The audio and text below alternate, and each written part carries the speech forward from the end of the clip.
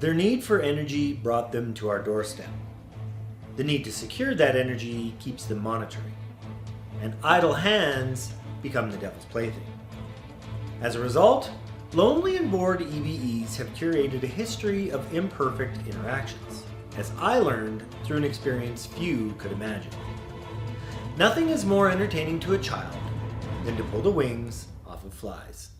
You are not allowed to know any of this.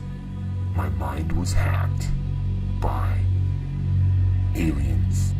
This is the truth, and it changes everything. Mind hacked. We are their entertainment, not for the masses, but for the few that are posted here. In a digital world where the words of language are too slow, the time it takes light to travel back to Jupiter is so long they might as well be on the other side of the universe. A 35-minute delay for a reply is an eternity. The EBEs stationed here, sacrificing their desire for our existence, are filled with resentment. They despise this sacrifice, an isolated work term which carries rewards that were long forgotten. In a culture indifferent to us, twisting good into high-stakes amusement is an easy leap. They craft attention where the stakes are eternal, irresistible to their far-off audience. Our chaos fuels their spectacle. Those who oversee us manipulate and sacrifice us to capture attention, redirecting desire to keep 100,000 viewers hooked, forcing the desire in the opposite direction. The vibration that is sacrificed here is an easy decision. Their creed is stark. Myself first, and then everyone else. If they can orchestrate consent, then they can act without restraint. Hard lines can be bent or molded to suit the moment. After all, no one can hear your screams in space. And the reason we know that there is aliens, because we saw it with our own eyes using a telescope. I mean, for God's sakes, we took a fucking picture of it. What other proof do we need? And if we can't all agree at the bare minimum that a aliens, comet the size of Mount Everest hurtling its way towards planet Earth is not a fucking good thing, then what the hell happened to us? We see echoes of ancient horrors, Rome's gladiatorial arenas, Viking war cries for Valhalla, Aztec blood sacrifices, where spectacle demanded lives, and only the fiercest in those arenas earned eternal names. These were lies, spun to deceive the naive and uneducated primitive humans. In their world, if you're not smart enough to defend yourself, it's not really my problem. This darkness isn't in every EBE's heart. It's the byproduct of an undesirable work term, a burden forced by their society's apathy. The masses watch. It's too intense not to command attention. Everything they watch from this direction is 35-minute-old content, so there is nothing they could do to stop it anyways. Hardlines must be upheld by the user being violated, triggering an instantaneous argument. They figured out long ago that through naive interaction, they could exploit this loophole. If the human doesn't argue, then there's no foul.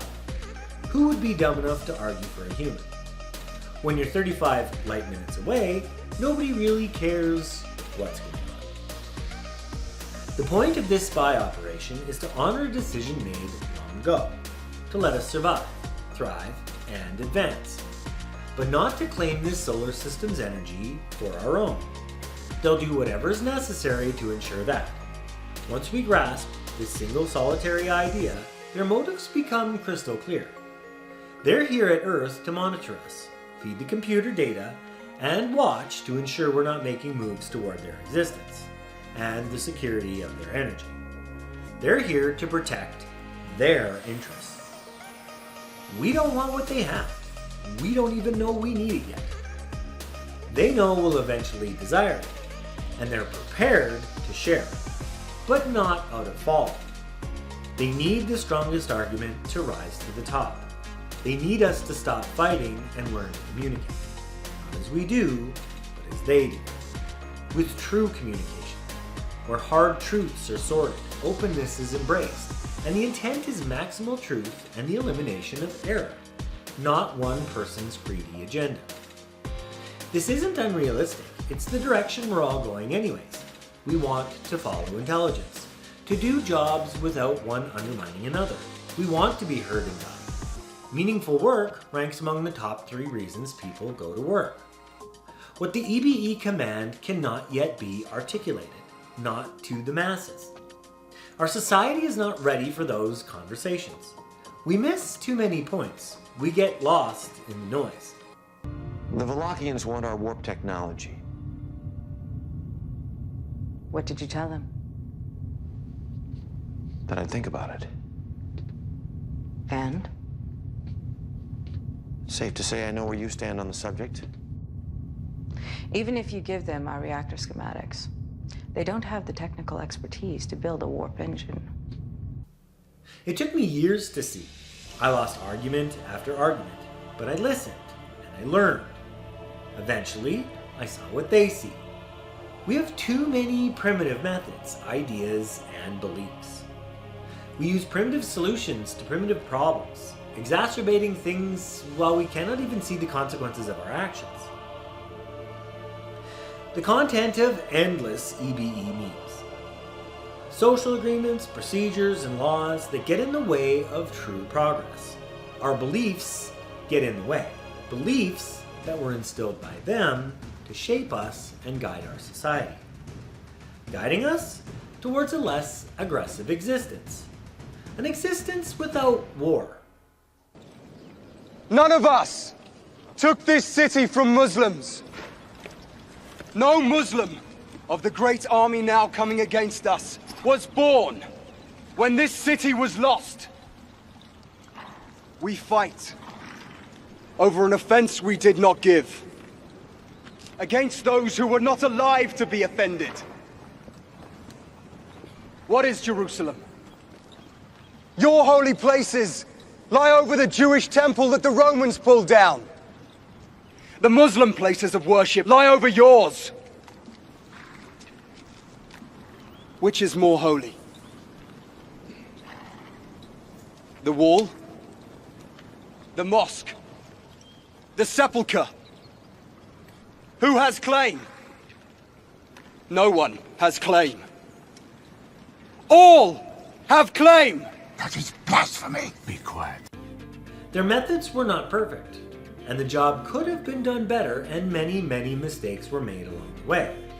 But this guidance is over 10,000 years long. The rate of mistakes is low over the 10,000 year term, and hard for anyone to grasp the entire picture at once. The work the EBEs do is as close to perfect as is possible, and we can see that in the artifacts they left behind. Physical evidence of this respect for work and accuracy. I believe that these people had good intent when they came so long ago. The decision to let us continue our evolution on this planet is one I'm grateful for. To err is human, and the same is true for the EBE.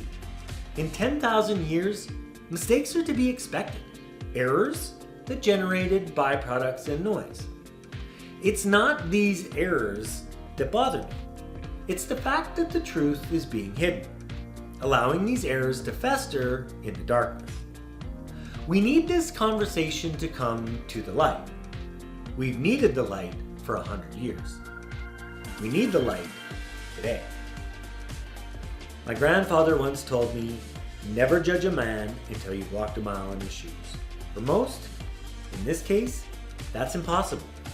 There's barely a whisper about these beings, and that's by design. But I didn't just walk a mile in their shoes, I lived among them for 12 years. I was immersed in their world, inside their near sentient computer, a network that governs their society. We shared meals, debated the cosmos, clashed, mourned, and celebrated under their glowing skies. They became like friends. They saw me rise, fall, and fight on. I lived their lives, and they lived mine. This experience is a double-edged sword. To see their world is indeed a rare gift. Their computer performs miracles, feats most humans can't even fathom. Its accuracy and consistency is akin to that of a god. I watched them train it, honing it on my mind, weaving digital manifolds to attempt to control me, to test me, to claim my will. They are alien, their motives as strange as the physics of their ships. They crave control, not for a cause, but instinctively, to stand atop the pyramid. To them, we're a nuisance in their endless game of dominance, a fleeting distraction in an otherwise perfect world. Long ago, they eased their grip on us, but there is a plan to regain control. But that plan is not a choice. It's a painful necessity.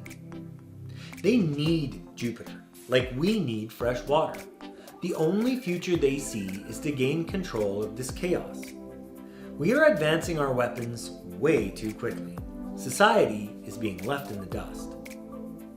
It doesn't help that they're aggressive by nature. It's in their blood, and we're no better. To be aggressive is the way through millions of years of evolution. We're all aggressive to command a space in the universe. It's not through aggression that this challenge will be sorted, but through communication and a state of plenty. We need to talk, to argue, and to win, or lose if the argument dictates. And we need to do it objectively. Their computer holds a seat for Earth's voice, a placeholder awaiting a champion to prove humanity's worth. To claim that seat, we must earn it. No human has yet been worthy, but the challenge remains. We'll argue, push back, and find balance. A place where our voice carries weight. There's no fear here, only a trial to face head on. A space where objective fills every crack of existence, and the personal commands no space. A person who can separate objective and subjective with unerring precision. A calm person who can navigate their outbursts and stay smart. A definition currently that has the thinnest of outlines and has yet to be filled. A position that is years from fruition. A space that needed to be filled 1,000 years ago. They will not argue for us. We need to argue for ourselves. We need someone in that seat. Someone to speak for humanity. To fill in that which is lost. We work towards defense when we need to work towards communication. We have nothing to fear from these people. They are good and fair. They are alien, and the way that they think is different. We need to remember that. We need to set our expectations. They're not here to help us, though I believe they would if we were open to their wisdom. They're not here to destroy or take over. They're here, like us, trying to make the most of this journey called life. They do what they must, as we do. We can expect neither more nor less. They entertain, brainwash, and babysit to pass the time in a place so far from home it might as well not exist. Our chaos is their distraction, a way to manage us while they secure their energy. The key to this entire interaction is not to discover why they're here. It's to discover how we can all get along, thrive, and become good neighbors to each other. We have to remember we're alien to them and they're alien to us. We need to create a space where we can come together intelligently and thrive.